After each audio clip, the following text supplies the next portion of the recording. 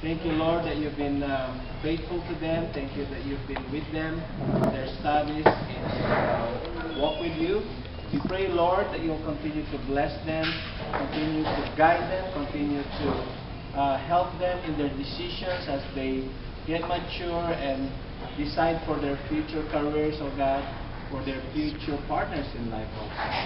I pray, oh Lord, that that they will trust you fully, that they will give their hearts to you wholeheartedly and full devotion. They'll be faithful in worshiping you, in reading the God's Word and praying every day, oh God.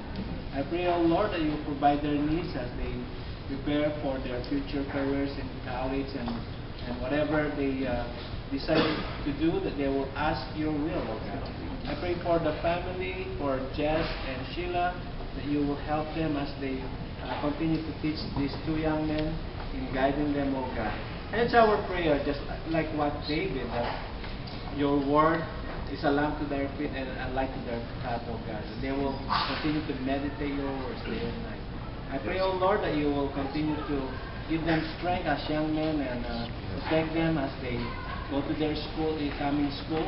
And also we pray for Ate Glenda as she celebrates also her birthday.